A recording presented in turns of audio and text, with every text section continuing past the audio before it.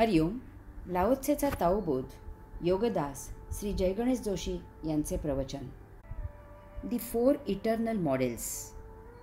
Before the heaven and earth existed, there was something nebulous, silent, isolated, standing alone, changing not, eternally revolving without fail, worthy to be the mother of all things. I do not know its name and address it as Tao. If forced to give it a name, I shall call it great.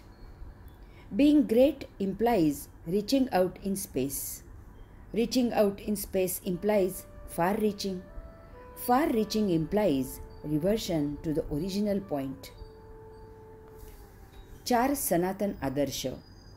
स्वर्ग आणि पृथ्वी निर्माण होण्याआधी येथे सर्वत्र काहीसे ढगाळ, अस्पष्ट, अंधुक होते. मौन, एकलकोंडे, एकटेच उभे, अपरिणामित, अव्याहत प्रदक्षिणा घालत सर्वांची जननी म्हणण्यास योग्य असे. मला त्याचे नाव माहीत नाही, परंतु मी त्याला ताओ असे संबोधन करत आहे. त्याला संज्ञा द्यायचीच झाल्यास मी त्याला महान असे म्हणेन. महान याचा अर्थ आहे अंतराळाच्याही पलीकडे पोहोचण्याची क्षमता. अंतराळाच्याही पलीकडे पोहोचण्याची क्षमता म्हणजे सर्व ब्रह्म व्यापून वर उरण्याची क्षमता. ब्रह्म व्यापून वर उरण्याची क्षमता म्हणजे योगधामी प्रस्थापित होणे. वैश्विक परिचय. लाओत्से सांगतो की स्वर्ग आणि पृथ्वी निर्माण होण्याआधी येथे सर्वत्र काहीसे ढगाळ, अस्पष्ट, अंधुक, मौन, एकलकोंडे, एकटेच उभे, अपरिणामित, अव्याहत प्रदक्षिणा घालत सर्वाची जननी म्हणण्यास योग्य असे होते. आत्तापर्यंत लाओत्सेने अनेक विविध विषयांना स्पर्श केला आहे आणि या पुढील ओव्यांमधून ही विविधता आणि वैचित्र्य वाढतच जाणार आहे. अतिशय मूलगामी अशी तत्वे तो त्याच्या ओव्यांमधून सांगत आहे. खरोखरच असा प्रश्न मनात निर्माण होतो की जेव्हा लाओत्से देश सोडून संजीवन समाधी घेण्यासाठी निघून गेला, त्यावेळी जर लाओत्सेच्या शिष्यांनी राजाला कळवले नसते आणि राजाने लाओत्सेला त्याचे तत्त्वज्ञान लिहून देण्याचा अजब कर त्याच्यावर बजावला नसता, तर जगातील समस्त मानव वैश्विक महान तत्त्वज्ञानाला कायम करता मुकला असता. लाओत्सेची तत्त्वे सदाबहार, त्रिकालाबाधित वैश्विक संपत्ती आहे. याचबरोबर लाओत्सेच्या प्रामाणिकपणालाही मनोमन विनम्र वंदन आहे की त्याने त्याची ही अनमोल तत्त्वे लिहिताना जराही कोठे संकोच केलेला नाही. त्याच्याकडे जे होते ते त्याने सरळ मनाने लिहून दिले आहे. त्याच्यासारख्या महामहाथोर महामहामानवाला शोभेल असेच त्याचे हे आचरण आहे. माझ्यासारखा लाओत्सेच्या तत्त्वज्ञानाचा एक सर्वसामान्य अभ्यासक त्याच्यापुढे सदा सर्वदा झुकलेला, सदा सर्वदा विनम्र अवस्थेत नतमस्तक झालेला, सदा सर्वदा त्याच्या या तत्त्वज्ञानाने दिग्मूढ अवस्थेत असलेला आहे. या 50व्या ओवीत लाओत्से विश्वाच्या उत्पत्ती आधीची स्थिती आणि त्या जगन्नियंत्याची, विश्वेश्वराची, योगेश्वराची मूलगामी ओळख करून देत आहे. त्याला तो ताओ असे संबोधन करत आहे. तो त्याने स्वतःच नामाभिधान केलेल्या ताओचा परिचय करून देत आहे. परमात्मा म्हणजे नेमके काय आहे याचा वैश्विक उलगडा येथे लाओत्से करून देत आहे. त्यासाठी तो आपल्याला विश्वाच्या मुळाशी घेऊन जात आहे. आपली वैश्विक यात्रा घडवत असताना लाओत्से आपल्याला 4 सनातन आदर्शांचा परिचय करून देत आहे. तो आपल्याला कोठेही भावनाविवश करत नाही की आपल्यात अंधश्रद्धा निर्माण करत नाही. तसेच तो आपल्याला काहीही अर्धवट माहिती सांगत नाही. येथे जर तर असे काहीही गृहीत धरलेले नाही. तो जे काही आपल्याला सांगतो आहे ते संपूर्ण आध्यात्मिक विज्ञान आहे. अत्याधुनिक विज्ञानही त्याची तत्त्वे खोडून काढू शकत नाही. तो आपल्यासमोर वैश्विक सत्य उघडे करतो आहे.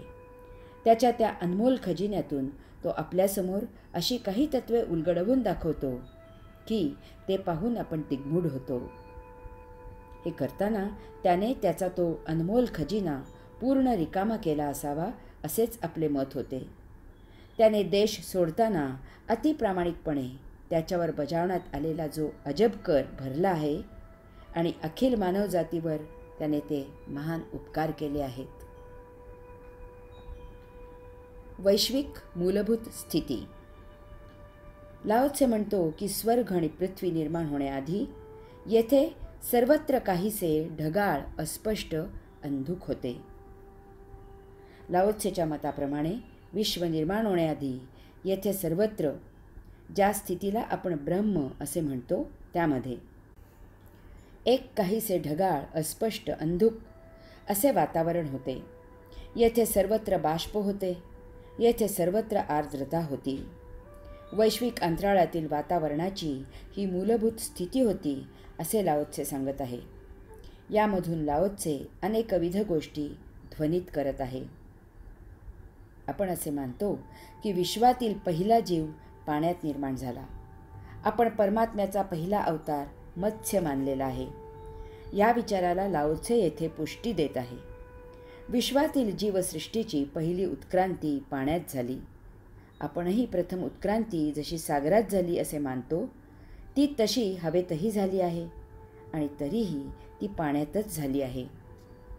आपण दरवर्षी असे अनुभवतो की पाऊस पडायची लक्षणे दिसू लागली. पहिला पाऊस किंवा पावसाचे दिवस असूनही बरेच दिवस दडी मारून पाऊस यायचा झाला की हवेतल्या हवेत किडे तयार होतात आणि पाऊस यायच्या आधी हे किडे खाली जमिनीवर येतात.